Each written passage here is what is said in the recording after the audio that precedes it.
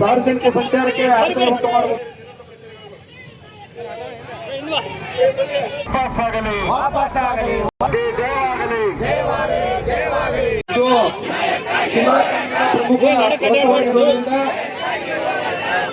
ಸಾರ್ವಜನಿಕ ಸಂಚಾರಕ್ಕೆ ಅಡಚಣೆ ಉಂಟು ಮಾಡುವುದು,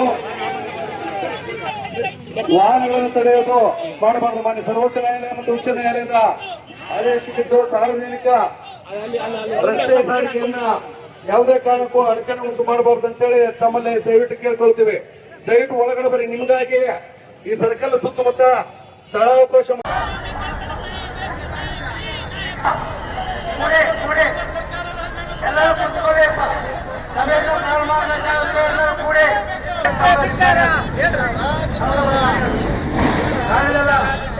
ಖಾಲಿ ಮಾಡಬೇಕಾಗಿ ಬರಬೇಕು.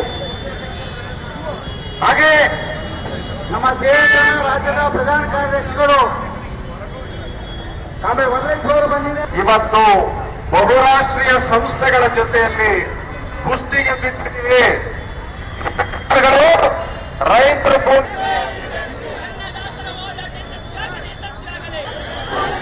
ದಯವಿಟ್ಟು ಎಲ್ಲರೂ ಕೂಡಬೇಕಂತ ವಿನಂತಿ ಮಾಡ್ತಾ ಇದ್ವಿ. ರೈತರ ಹೋರಾಟಕ್ಕೆ 7 ಗ್ರಾಮಗಳ ದಯವಿಟ್ಟು ಸರ್ಕಾರ ಮಾಡಿ ಎಲ್ಲ ತಮ್ಮ ಕಾರ್ಯಗಳು ತಗೊಂಡೋಗ್ಬಿಡ್ರಿ.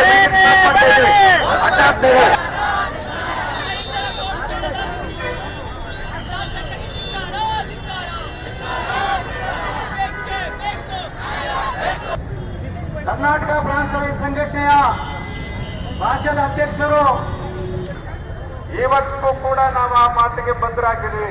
ಕೆಲವರು ಕೇಳ್ತಾ ಇದ್ದಾರೆ, ಯಾಕೆ ನೀವು ಒಪ್ಪಿದ್ರಿ?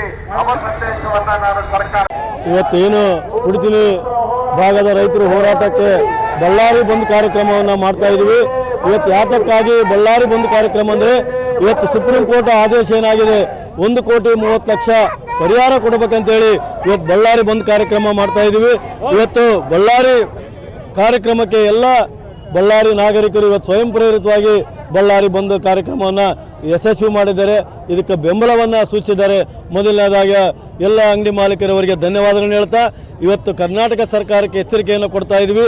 ಈ ಕರ್ನಾಟಕ ಸರ್ಕಾರದ ಮುಖ್ಯಮಂತ್ರಿಗೆ ಇವತ್ತು DK ಶಿವಕುಮಾರ್ ಅವರಿಗೆ ಮನವಿಯನ್ನು ಮಾಡ್ತಾ ಇದ್ವಿ, ಆಗ್ರಹ ಕೂಡ ಮಾಡ್ತಾ ಇದ್ವಿ. ಇವತ್ತು ಸ್ವಾಮಿ, ಇವತ್ತು ದಲ್ಲಾಳಿ ಕೆಲಸ ಇವತ್ತು ಕರ್ನಾಟಕ ಸರ್ಕಾರ ಮಾಡ್ತಾ ಇದೆ. ಅತಿ ಹೆಚ್ಚು ಏನು ಭೂಮಿ ಕಮ್ಮಿ ರೇಟಿಗೆ ಇವತ್ತು ಜಿಂದಾಲ್ ಕಾರ್ಖಾನೆ ಅವರಿಗೆ ಮಾರಾಟ ಮಾಡ್ತಾ ಇದ್ರಿ. ನಿಮಗೆ ಮಾನ ಮರ್ಯಾದೆ ಬೇಡವಾ ಸರ್ಕಾರಕ್ಕೆ? ಇವತ್ತು ಎಚ್ಚರಿಕೆ ಕೊಡ್ತಾ ಇದ್ವಿ. ಈ ಮೂಲಕ ಇವತ್ತು ರೈತರಿಗೆ ಸುಪ್ರೀಂ ಕೋರ್ಟ್ ಆದೇಶ ಏನಾಗಿದೆ ಆ ದುಡ್ಡನ್ನು ತಕ್ಷಣವೇ ಕೊಡೋ ಕಾರ್ಯಕ್ರಮ ಕರ್ನಾಟಕ ಸರ್ಕಾರ ಭೂ ಸ್ವಾಧೀನ ಕಾಯ್ದೆ ಏನಿದೆ ಅದು ಮಾಡಬೇಕು. ಇಲ್ಲ ಅಂದರೆ ರೈತರಿಗೆ ಭೂಮಿಯನ್ನು ವಾಪಸ್ ಕೊಡೋ ಕಾರ್ಯಕ್ರಮ ಇವತ್ತು ತಕ್ಷಣವೇ ಜಾರಿ ಆಗಬೇಕಂತೇಳಿ ಇವಲ್ಲಿ ಮನವಿಯನ್ನು ಮಾಡ್ತಾ ಇದ್ದೀನಿ. ಇವತ್ತೇನು ಬಳ್ಳಾರಿ ಸಂಕೇತಕವಾಗಿ ಇವತ್ತು ಬಂದ್ ಮಾಡಿದ್ದೀವಿ, ಇದು ಇಲ್ಲಿಗೆ ನಿಲ್ಲೋದಿಲ್ಲ.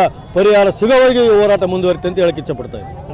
ರಾಜ್ಯದಲ್ಲೇ ಸರ್ಕಾರ ಅದೇ ಮುಖ ಚೇಂಜ್. ಮುಂಚೆ ಸಿದ್ದರಾಮಯ್ಯ, ಈ DK ಶಿವಕುಮಾರ್ ಹೇಳ್ತಾರೆ ಅವರು ಪದವಿ ಸ್ವೀಕಾರ ಮಾಡಬೇಕಾದ್ರೆ ರೈತರು ಮತ್ತೆ ಕಾರ್ಮಿಕರು ನನ್ನ ಬೆನ್ನೆಲುಬಿದ್ದಂತೆ ಅಂತೇಳಿ. ಹೌದಪ್ಪ, ನೀವು ರೈತರು ಕಾರ್ಮಿಕರು ಬೆನ್ನೆಲುಬಂತೆ ರೈತರು ರಸ್ತೆ ಮೇಲೆ ತಂದು ಕುಂದಿರಿಸ್ತಿದ್ರೆ ಇದು ನೀವು ನಾಚಿಕೆ ಪಡ್ಬೇಕಾಗತ್ತೆ. ನೀವು ಹೇಳ್ತೀರಿ ನಾನು ಈ ಟೊಮೆಟೊ ಹೊಡಿಲಿ, ಮೊಟ್ಟೆ ಹೊಡಿಲಿ, ರೈತರು ಭೂಮಿ ಕಸ್ಕಂತ ಅಲ್ಲಿ ಬಿಡದೆ ಹೇಳ್ತೀರಿ. ಇಲ್ಲಿ ಕುಡಿತಿನಲ್ಲಿ ರೈತರು ಕೇಳ್ತಿರ್ತಕ್ಕಂಥದ್ದು ಏನು? ನಾವು ನಿಮಗೆ ಕೇಳ್ತಿರ್ತಕ್ಕ ಇಷ್ಟೇ. ಅವತ್ತು ಭೂಮಿಗೆ ರೇಟ್ ಕಡಿಮೆ ಕೊಟ್ಟಿರಿ. ಅದೇ ಥರ ಅವತ್ತಿನ ಜಿಲ್ಲಾಧಿಕಾರಿಗಳು ಮತ್ತು ಕೋರ್ಟ್ ಕೂಡ ವರದಿ ಕೊಟ್ಟಿದೆ. ಇದು ನೀವು ಸರಿಯಾದ ವೈಜ್ಞಾನಿಕ ಬೆಲೆ ಕೊಟ್ಟಿಲ್ಲ. ಆ ವೈಜ್ಞಾನಿಕ ಬೆಲೆ ರೈತರಿಗೆ ಕೊಡಬೇಕು, ರೈತರಿಗೆ ನ್ಯಾಯ ಕೊಡಿಸ್ಬೇಕಂತೇಳಿ. ರೈತರು ಭೂಮಿ ಕೊಟ್ಟಿದ್ದೇನು ನಿಮಗೆ ಶೋಕಿಯಾಗಿ ಕೊಟ್ಟಿಲ್ಲ ಸ್ವಾಮಿ. ಅವರು ನೀವು ಉದ್ಯೋಗ ಕೊಡ್ತಾರೆ ಅಂತ ಕೊಟ್ಟಾರ, ನಾಚಿಕೆ ಬರಬೇಕು. ಅಂಬಾನಿ, ಅದಾನಿ, ಮಿತ್ತಲ್ಲರ ಅಂಡರ್ ಇದ್ದೀರಿ. ಈಗೇನು NMDC, ಮಿತ್ತಲ್ಲು ಮತ್ತು ಬ್ರಾಹ್ಮಣಿ ಏನು ಇಂಡಸ್ಟ್ರಿಯಲ್ಲಿಗೆ ಅಕ್ಯುಪೈ ಮಾಡ್ಕೊಂಡ್ರಲ್ಲ, ಕಾನೂನು ಪ್ರಕಾರ 5 ವರ್ಷ ಮಾತ್ರ ಇರ್ತದೆ ಅವ್ರ ಕೈಯಾಗ. 5 ವರ್ಷದೊಳಗೆ ಅವ್ರು ಇಂಡಸ್ಟ್ರಿ ಮಾಡಿಲ್ಲ ಅಂದರೆ ವಾಪಸ್ ಕೊಡ್ಬೇಕಂತ ಕಾನೂನೇ ಇದೆ. ಮತ್ತು ಈ ಕಾನೂನ ಪಾಲನೆ ಮಾಡ್ತೀನಿ ಅಂತ ಹಸಿರು ಶಾಲೆಗೆ ಅಂತೀರಿ, ಸರ್ಕಾರದಾಗ ಹೋಗ್ತೀರಿ. ಈ KDB ಮುಂದೆ ಇಟ್ಕೊಂಡು ಈ ಸರ್ಕಾರದವ್ರೇನು ಬ್ರೋಕರ್ ಕೆಲಸ ಮಾಡ್ತಾರ? ಸರ್ಕಾರದಲ್ಲಿ ಇರ್ತಕ್ಕಂಥ ಬ್ರೋಕರ್ಗಳು ಹೆಂಗತ್ತೆ? ನಮ್ಮ ಹಳ್ಳಿಯಲ್ಲಿ ಹೇಳ್ತೀವಿ, ಯಾರಾದ್ರೂ ಒಬ್ರಿಗೊಬ್ರು ಗದ್ದೆ ಕೊಡಿಸಿದ್ರೆ ಅವ್ರನ್ನ ಏನಂತ ಕೇಳ್ತೀವಪ್ಪ? ದಲ್ಲಾಳಿ, ಬ್ರೋಕರು, ಮಧ್ಯವರ್ತಿ ಅಂತ ಹೇಳ್ತೀವಿ. ಮತ್ತು ವಿಧಾನಸೌಧದಲ್ಲಿ ಕುತ್ಕೊಂಡು KDBನ ಮುಂದೆ ಇಟ್ಕೊಂಡು ಇವರೇನು ಭೂಮಿನ ಕಬಳಿಕೆ ಮಾಡ್ತಿದ್ರಲ್ಲ, ಮತ್ತು ಇವರು ಬ್ರೋಕರ್ ಅನ್ಬೇಕಾ ಏನು ಅನ್ಬೇಕು ಸ್ವಾಮಿ? ಇವ್ರನ್ನ ಸ್ವಲ್ಪನಾದ್ರೂ ಕಿಂಚಿತ್ತು ಅವ್ರಿಗೆ ಮಾನ ಮರ್ಯಾದೆ ನಾಚಿಕೆ ಅನ್ನೋದಿದ್ದರೆ ಕೂಡಲೇ ಕೊಡ್ತೀನಿ.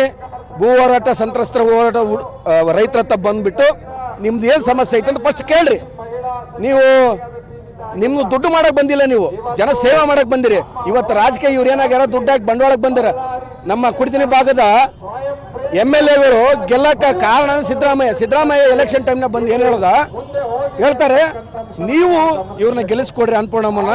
ಗೆಲ್ಲಿಸ್ಕೊಟ್ಟ ತಕ್ಷಣ ನಾವೇನು ಮಾಡ್ತೀವಿ, ಒಂದು ವಾರದಲ್ಲಿ ಏನಾದರೂ ಸಮಸ್ಯೆ ಬಗೆಹರಿಸ್ತೀವಿ ಅಂದರು. ಆದರೆ ಇಲ್ಲಿವರೆಗೂ ಇಲ್ಲ.